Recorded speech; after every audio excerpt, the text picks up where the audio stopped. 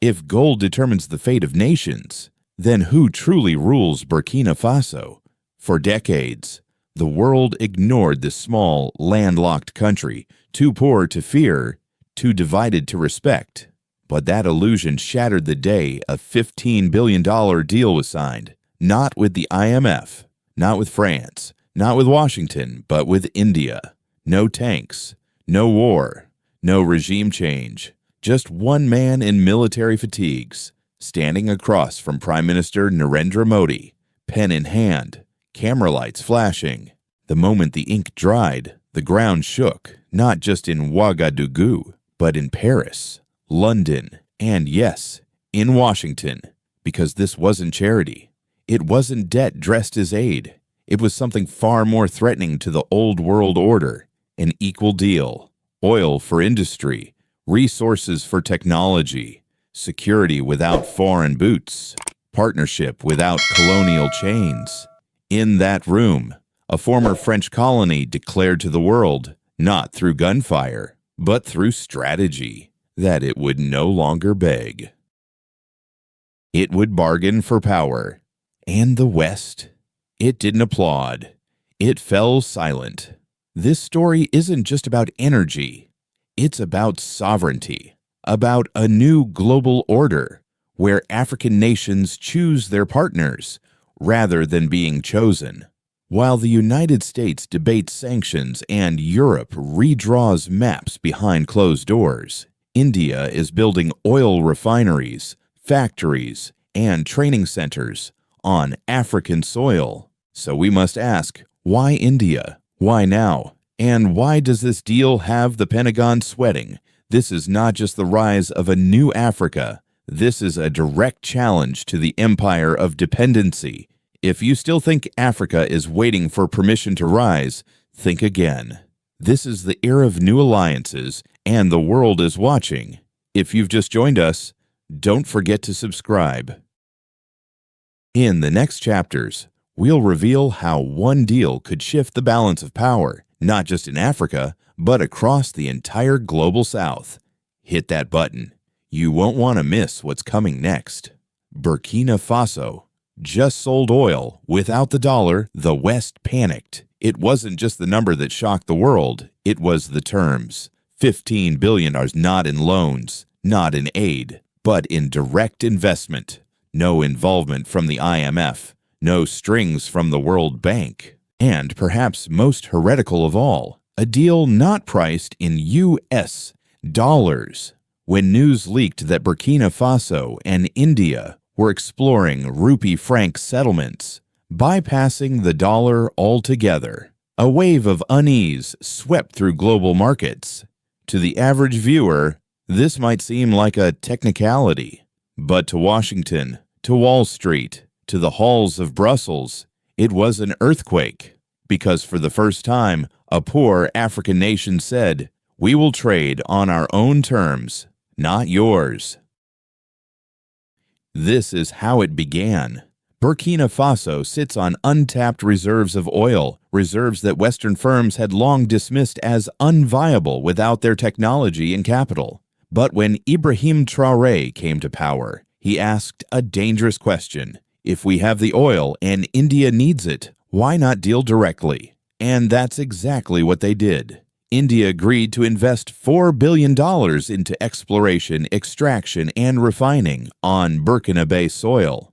Not to ship raw crude overseas, but to build refineries locally. No more exporting oil and importing gas. No more buying back what they already own. For the first time, Burkina Faso would produce, refine, and sell oil under its own flag.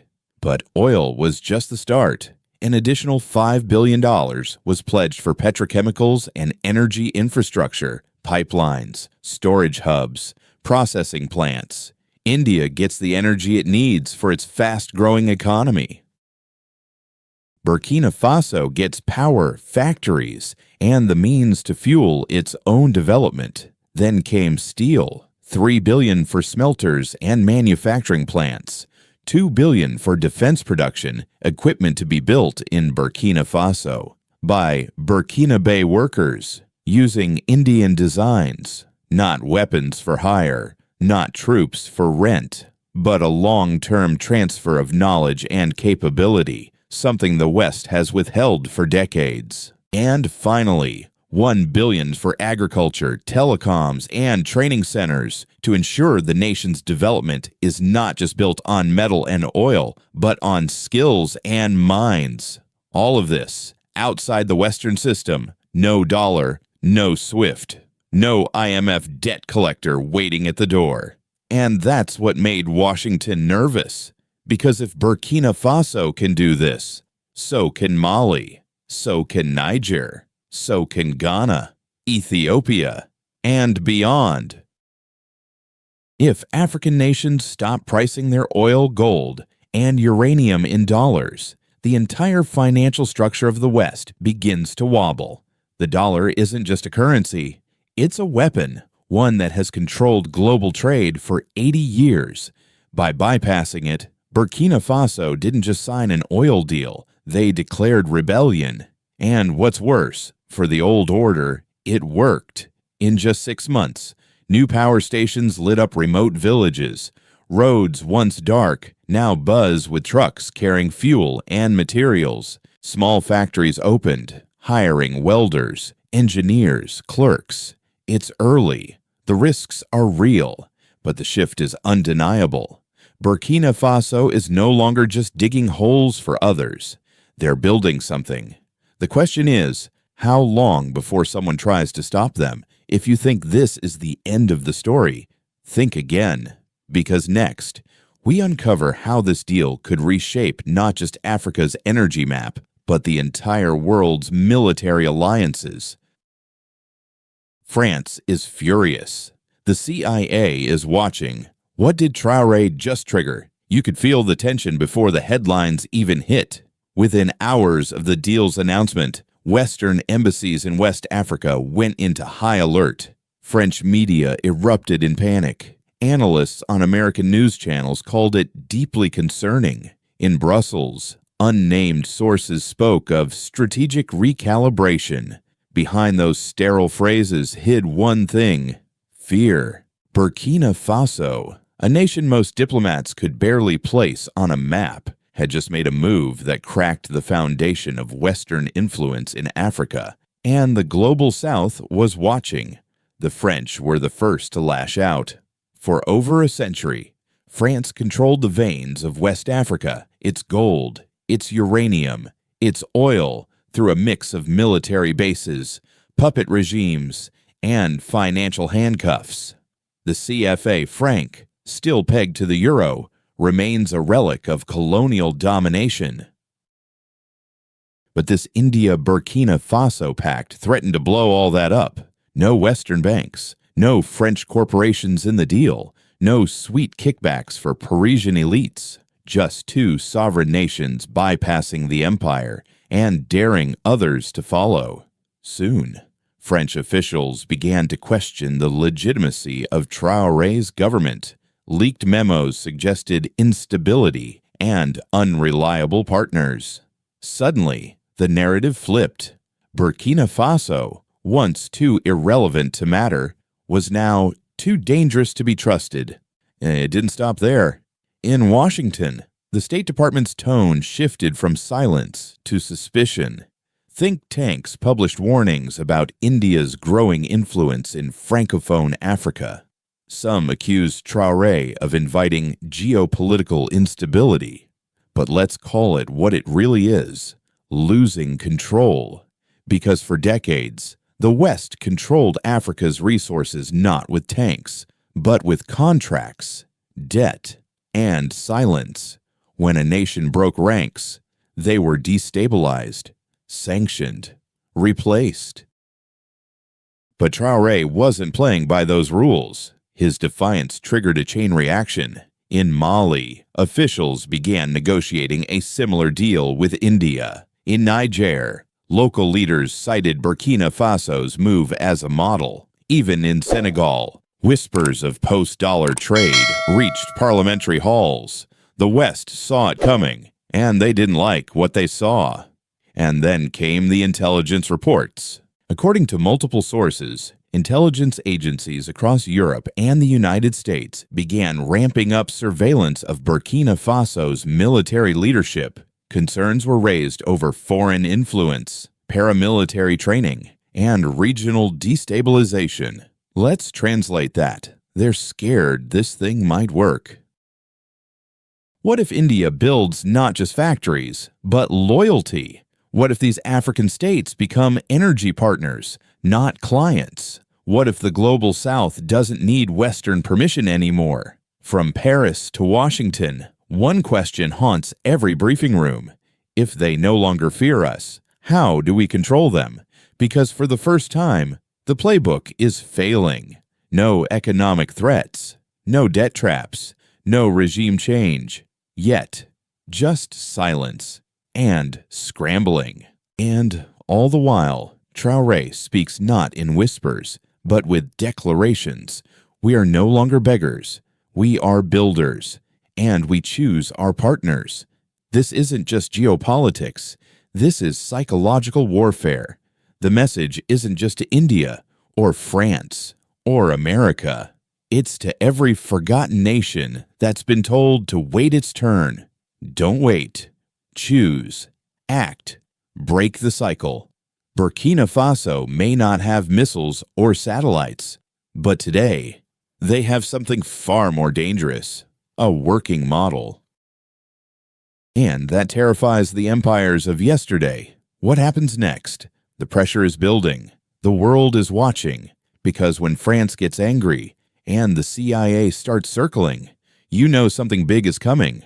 So don't just watch history after it happens.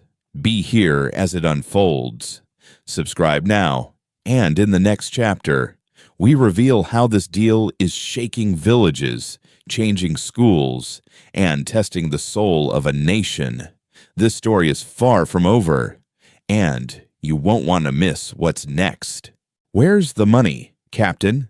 Inside the streets of Burkina Faso. After the 15B deal in the corridors of power, it was called a historic deal.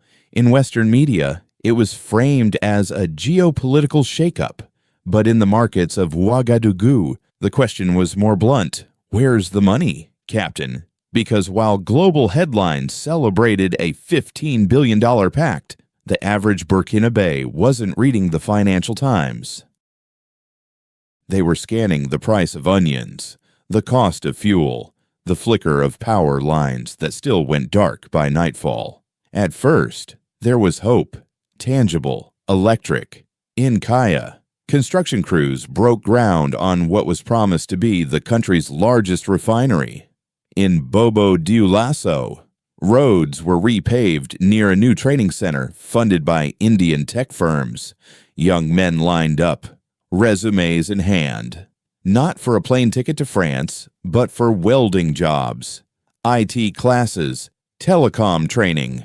People whispered, maybe this one is real. For decades, West Africans have watched megadeals announced with fanfare only to vanish into corruption, bureaucracy, or Swiss bank accounts. But this time felt different. Why? Because the ink wasn't drying in Paris or New York. It dried in Ouagadougou, in Hindi, and Murray. Still, not all are convinced. Opposition politicians were quick to demand transparency. Where is the contract? Who owns what? How many jobs are local? Are profits staying here or sailing east? Some accused the government of exaggerating numbers.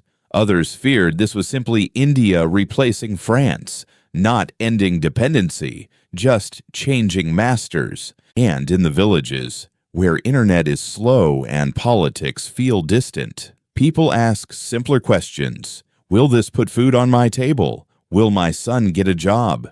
Will my daughter have electricity to study? Because symbolism does not power hospitals. And sovereignty, while noble, cannot cook rice. President Traore responded with nationwide town halls, live radio Q&As, surprise visits to factory sites, and weekly updates on project timelines. But in a country with a long memory of betrayal, words are not enough. What is enough? Results. And slowly, some results have come. In the town of Tenkodogo, a new agro-processing plant built with Indian steel and local labor has started hiring farmers by the dozens. In Fata Nagurma, solar panels imported from Mumbai light clinics once powered by diesel. In Wahiguya, a defense workshop is training ex-soldiers to become mechanics and technicians. For the youth, it's a sliver of hope. For the skeptics, it's proof, but not yet conviction. What's clear is this: the streets are watching, and they're watching closely, because for every new job created, there's a rumor of a kickback. For every factory that opens, there's a whisper of deals signed in shadows. And Traore knows this. That's why he's walking a tightrope between ambition and accountability. If this pact fails, if it turns into another broken promise, he doesn't just lose power. He loses the people's last ounce of trust. And if that happens, it won't be India, or France, or the CIA that ends his vision. It'll be the mothers who waited, the students who believed, the farmers who were told they'd rise and didn't. Because no empire falls from outside pressure alone. It collapses when its people stop believing in it from within. And Traore, he's not just building factories, he's trying to rebuild faith in government, in progress, in possibility. So far, the concrete is still wet. The wires are still being laid. The people haven't made up their minds. But every day, they look up at the cranes and whisper, "Don't let this be another lie." In the next chapter, we go beyond Burkina Faso and see how Africa's neighbors are reacting. Is this a domino effect or a time bomb? Subscribe now. You're going to want to see how far this revolution really spreads. The Pentagon's oil problem when Africa stops asking for permission behind closed doors in Washington. They don't talk about Burkina Faso. They talk about the African shift. And they're worried because for decades, Africa was a chessboard. The U.S. made the rules. France moved the pieces. China bought the squares.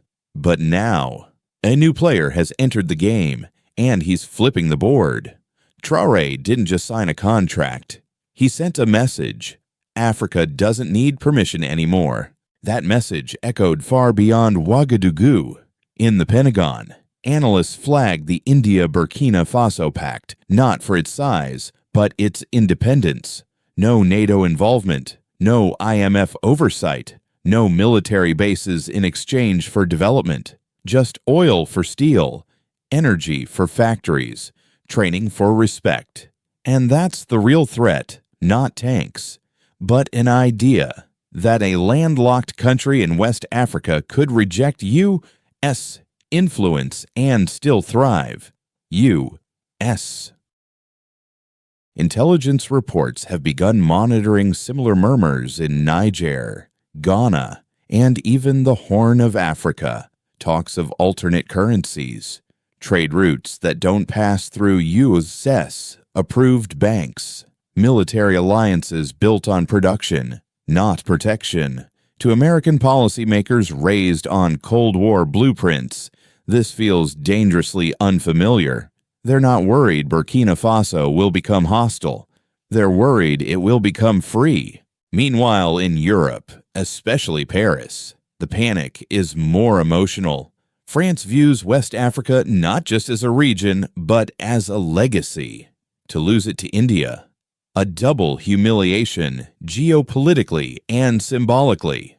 European Union officials have quietly begun revisiting trade agreements with Francophone Africa, offering better terms, faster timelines, even repackaged debt relief. Why? Because for the first time, they have competition. Even China is paying attention.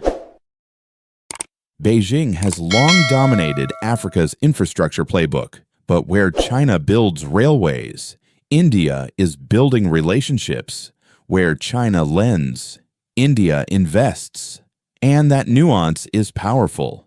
New Delhi's strategy is not to outspend the West, it's to outrespect it. In diplomatic circles from Addis Ababa to Nairobi, African leaders are suddenly asking, can we do what Traore did? Not just in contracts, but in confidence. This isn't just a resource war anymore, it's a narrative war.